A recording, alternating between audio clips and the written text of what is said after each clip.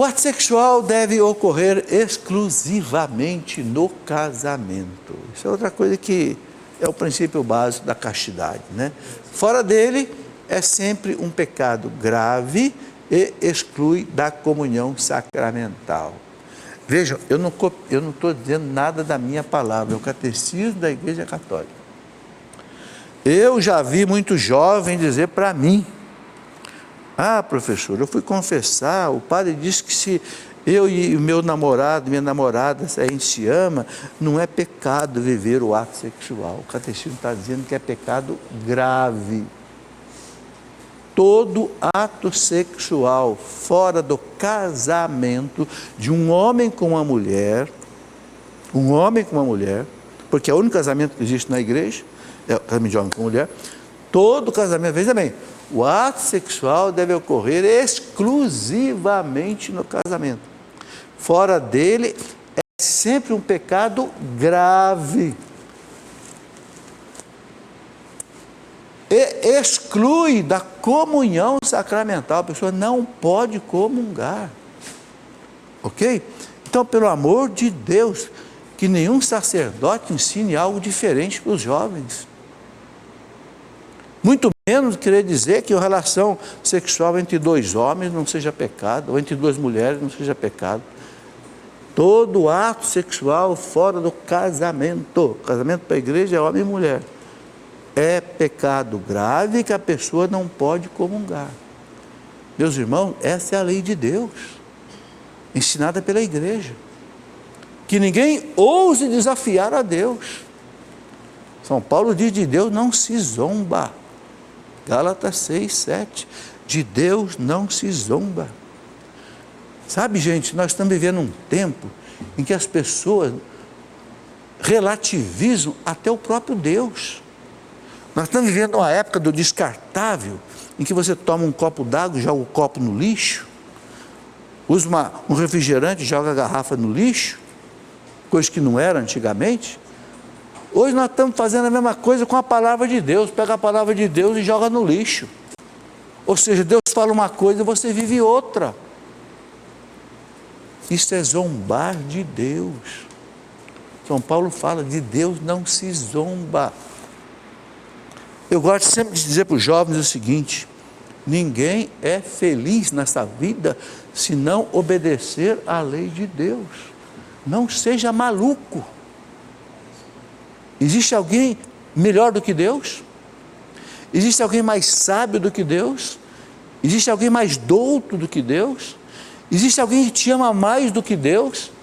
Existe alguém que morreu na cruz por causa de você? Não.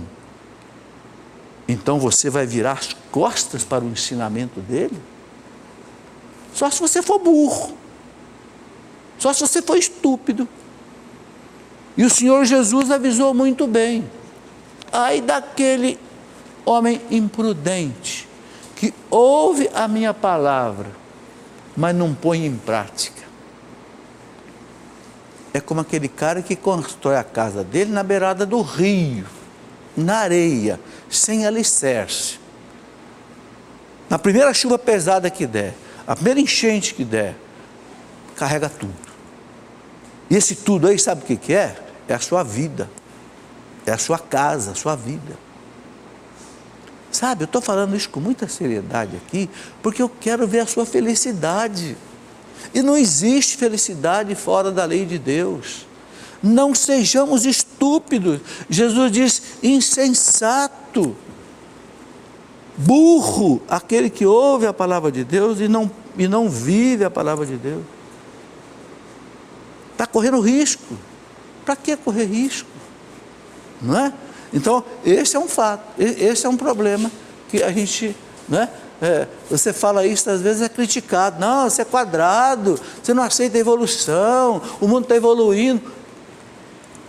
A lei de Deus não evolui, porque a lei de Deus é perfeita. Você sabe o que evolui? Evolui aquilo que é imperfeito. Vou dar um exemplo para você. Quando eu dava aula, né, de física, etc. Tal, você deve ter estudado. Você lembra desse negócio aqui, né? Um triângulo retângulo. a soma dos quadrados dos catetos é igual ao quadrado da hipotenusa. Quando é que isso aqui foi descoberto? Isso aqui foi descoberto, sabe quando? Por um sujeito chamado Pitágoras, que viveu 400 anos antes de Cristo. Ou seja, há 2.400 anos atrás. E esse teoreminha de Pitágoras continua sendo ensinado no mundo inteiro ainda hoje. Por quê? Porque é verdade absoluta. E a verdade não muda. É por isso que a lei de Deus não muda. Porque a lei de Deus é perfeita. Então o mundo fica querendo mudar a lei de Deus. O mundo fica, não, o mundo evolui. Hoje existe internet.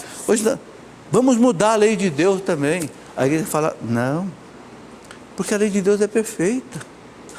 Deus é perfeito e quer a nossa felicidade. Então, a gente tem que se conscientizar disso. E é o Espírito Santo que convence a gente disso.